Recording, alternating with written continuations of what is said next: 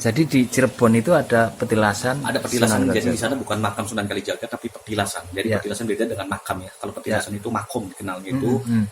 di mana Sunan Kalijaga itu menyebarkan agama Islam di tengah Jawa dan diberikan tempat di situs namanya sekarang dikenal situs Kalijaga. Ya. Situs Kalijaga ini di sana terdapat beberapa ekor kera, kera Jawa ya di sana yang konon menurut mitos dan legenda kera-kera itu merupakan jelmaan dari para santri-santri Sunan Kalijaga. Ya. Yang dimana santri-santri itu disuruh sholat Jumat, dia tidak mau sholat Jumat. Namanya santri, namanya anak-anak suka bergelantungan bermain di atas pohon. Ya. Sedangkan waktu sholat Jumat itu sebentar lagi sebetulnya. Konon karena namanya seorang wali, doanya itu mustajabah. Ya. Kamu bergelantungan murid-murid saya ini kok kelakuannya mirip seperti kera saja. Namanya seorang wali, mungkin didengar oleh Allah Subhanahu wa taala, berubahlah wujud mereka menjadi seekor kera. Betul ataupun tidak kita mitos, boleh dipercaya ataupun tidak. Hingga saat ini pun kera di petilasan Sunan Kalijaga itu tidak kurang ada 40 ekor kera. Ya. Tapi kalau memang 40 ekor kera dari tahun ke tahun pasti ada beranak pinak. Ya. Tapi itu pun tidak menjamin. Kalau ada yang melahirkan pasti ada yang meninggal. Yang saya pertanyakan sebagai abdi dalam keraton ini, kalau ada yang meninggal pasti ada bangkainya. Ya. Cuma saat ini sampai detik ini pun saya belum pernah menemukan bangkai dari kera tersebut. Selalu jumlahnya 40. 40 ekor kera. Nah hingga saat ini menjelang bulan Maulud banyak orang penziarah datang ke petilasan Sunan Kalijaga yang jaraknya tidak kurang lebih 3 kilo arah barat dari Keraton Kasepuhan Cirebon ini. Bolehlah para pengunjung, boleh para rekan-rekan yang ingin berkunjung ke petilasan Sunan Kalijaga, monggo kita berkunjung ke sana sama-sama. Itu. Saya terima kasih. Ya, sami-sami. Saka informasine Pak Aji ing Kraton Kasepuhan Cirebon, sesuke aku langsung niat budal menyang petilasan sing dimaksud dikancani karo I Sarminto.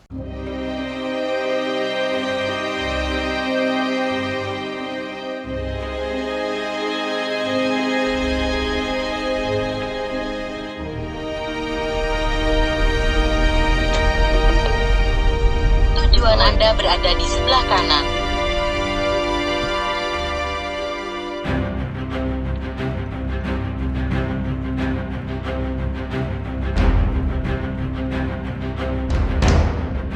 Petilasan Sunan Kalijaga ing Cirebon iki dununge ana ing sisih kulon Kali Sitepus, ing Jalan Pramuka, Kelurahan Kalijaga, Kecamatan Harjamukti, Kota Cirebon. Jarake udakara sekilo saka Terminal Harjamukti lan 3 kilonan nek saka Kraton Kasepuhan Cirebon.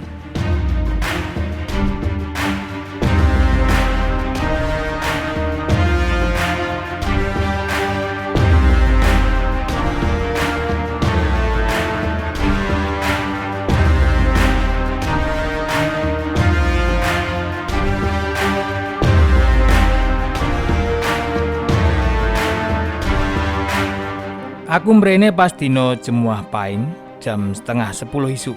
Jare informasi sing tak tampa, nek dina Jemuah nyedaki wayah salat Jumat, kethek-kethek ning kene mulai arang ditemoni. Lan mengko sawise salat Jumat nembe padha metu. Oh ini. Apa bener kethek-kethek ing kene kuwi maune saka wong sing disabda Sunan Kalijaga merga ora gelem Jumatan? Ing peperang cerita saka sumber lisan lan uga babat, akeh cerita sing maknane sanepan utawa metafora. Mula kanggo medhar kisah ing kene, aku uga kudu nganggo interpretasi sing dasare saka sumber-sumber sing relevan.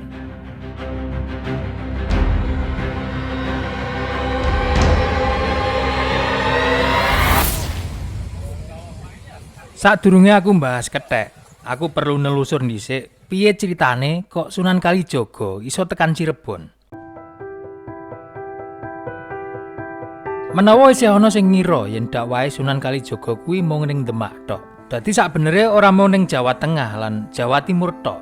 Ning jangkahe Sunan Kalijaga kuwi pancen amba. Ing saben tlatah wae asma sing diagem uga beda-beda. Adhedhasar saka babat Demak, dikisahno yen Raden Sahid, putrane Adipati Wilwatikta, ancen nate dakwah ing tlatah Cirebon. Diawiti saka desa Kalijaga, wilayah kutha Cirebon saiki. Ukarane yaiku ngene. Raden Sahid kinon ngimani ing Dermayu lan manukan ing Kalijaga Pernahe. Kampung Kalijaga kuwi ana ing Harjamukti, Cirebon. Dene sing dimaksud Dermayu kuwi Indramayu lan Manukan kuwi Pamanukan.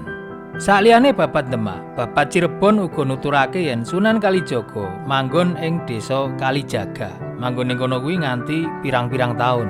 Ing Cirebon kene Sunan Kalijaga kepanggih lan meguru menyang Sunan Gunung Jati. Nerusake ilmu sing wis diajarake dening Sunan Bonang, gurune sadurunge ing Tuban. Sunan Kalijaga banjur dijodhokake Sunan Gunung Jati karo Siti Zainab. Ing ngendi saka sumber sing asale saka jamaah Tarekat Akmaliyah lan Satoriyah. Siti Zainab kuwi putrine Syekh Datuk Abdul Jalil utawa Syekh Lemah Abang utawa ing Jawa kesuwur kanthi asma Syekh Siti Jenar. Makame Syekh Siti Jenar uga rada saka petilasan Sunan Kalijaga ing Cirebon iki. Isih tunggal kecamatan. Merga nate suwe mukim ing Cirebon, mula sakliyane Sunan Gunung Jati, asma Sunan Kalijaga uga kesuwur ing kene.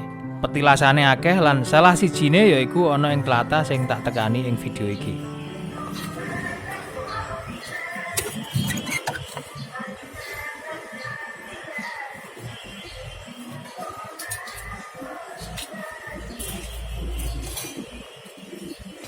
Dalam ya, jeru sampai nggak kelihatan. Kanggo medhar babakan kethek iki, awake dhewe balik ning kethek, awake dhewe perlu ngerti sithik babakan tarekat sing dienggo dakwah Sunan Kalijaga nalika kuwi. Tarekat iku ilmu sejati, bagian saka ilmu tasawuf. Metode tarekat akeh dienggo para wali jaman dhisik marang wong Jawa, termasuk Cirebon, kanggo nggayuh hakikat lan banjur makrifat kanggo kenal marang pangeran. Tarekat kuwi kaya dene wot kanggo dalan antarane syariat lan hakikat. Jaman dhisik tarekat diulangake dhisik sadurunge syariat lan banjur alon-alon nembe diajari salat minangka bagian saka syariat. Syariat tanpa hakikat kosong. Tapi hakikat tanpa syariat batal. Maka harus bersamaan itu. Fikih karo tasawuf tidak bisa terpisah. Ya. Dan tidak bisa terpisah. Sebab kalau fikih itu aturan. Nggih. Nah, kita bisa menginjak ke arah tasawuf itu karena fikih itu tadi. Karena fikih kita bisa membersihkan diri secara lahir maupun bisa membersihkan diri secara batin. Makom paling dhuwur ing ilmu iki yaiku makrifat. Makrifat kuwi anugerah saka pangeran kanggo kalangan al-arif, yaiku rupa ilmu, rahasia utawa asror lan lataif utawa kelembutan. Wong-wong sing wis nggayuh makom makrifat lumrahe duwe karomah lan istiqomahan anggone ngibadah marang Gusti Allah. Wong kuwi kebak katresnan lan welas asih. Mung wong sing dipilih sing bisa nggayuh, kayata para wali, termasuk Sunan Kalijaga. Mula rada ora masuk yen ing dakwahe wong sing wis makrifat kayata Sunan Kalijaga nglakoni tumindak emosional lan nyabda santrine dadi kethek. Miturut Suwargi Mbah Yai Mukhtar Amin, dakwah kuwi butuh ilmu lan fenomena kethek kuwi minangka strategi dakwahe Sunan Kalijaga kanthi conto sing iso didelok mata. Wa ma khalaqtul jinna wal insa. Kewan gak katut. Jin dan manusia. Jin dan manusia. Sunan Kalijaga maringi conto bebedan kang nyata antarane menungso lan kethek. Menungso lan kethek kuwi sakjane padha kewane, nanging sing bedakno yaiku akale. Menungso diarani al-insanu hayawanun natik utawa homo sapiens, yaiku sing artine makhluk sing mikir, makhluk sing duwe akal. Dene kethek lan kewan liyane kuwi al-hayawan ghairu natik utawa makhluk sing ora diparingi akal lan pikiran. Iki uga sing mengkone dadi bebedan ing akhirat nalika amal-amale awake dhewe diitung karo malaikat. Kewan ora duwe kewajiban tanggung jawab pakerti, dene manungsa duwe. Merga awake dhewe iki keturunan Nabi Adam sing diparingi roh. Roh sing mudhun ing makhluk sing sampurna sakwise ngalami evolusi saka lemah nganti dadi homo sapiens. Merga diparingi roh, mula uga diparingi tanggung jawab. Awake dhewe sidangu dening pangeran nalika isih ana ing alam roh. Alas tu biro iku menawa mateni. Iku nalika ana alam roh kan didamel iku durung sampean urung iso ngucap asyhadu alla ilaha illallah wa asyhadu anna Muhammadar. Alas tu biro iku. Apa kowe ora percaya nek aku pangeran? Percaya.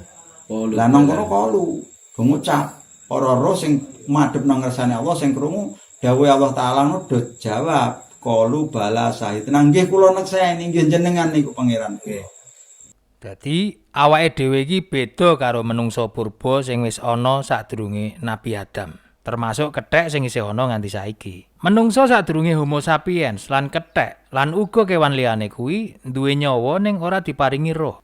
Ora bakal dihisab amal apik lan eleke. Merga menungsa iso mikir, mula menungsa duwe kebutuhan kanggo nyembah marang sing gawe urip. Salah sijine yaiku lewat syariat salat.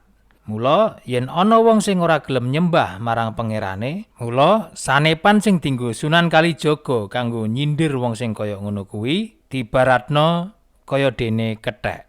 Kanthi gelem nyembah, awake dhewe dadi iso tansah eling yen tujuan awake dhewe dilairno ing alam donya iki duwe sawijining tugas yaiku memayu hayuning bawana lan ambrasta durhangkara. Kanggo memayu bumi, kanggo njaga bumi iki, ngajak kebecikan lan gelem berantas angkara murka. Kanggo wong sing percaya, nyembah kuwi wujud sing ketok saka sifat mituhu. Dadi yen salate bener, mula iki iso dadi rem kanggo ora nglakoni tumindak kang ala. Nanging nyatane ing angger jaman mesti ana wae wong sing ora nggunakake akale lan nglakoni angkara murka ing donya iki, gawe rusak ing jagat.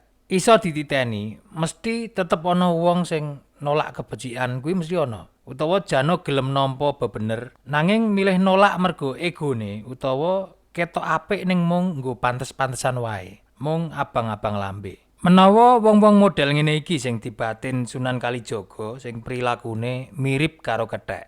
Sanepan kethek ing petilasan Sunan Kalijaga iki minangka pepeling kanggo aku lan sampeyan kabeh supaya gelem tetep nggunakake akal kanggo tujuan sing becik. Kethek-kethek ning kene kaya-kaya nakoni aku. Apa bener sampeyan isih duwe akal?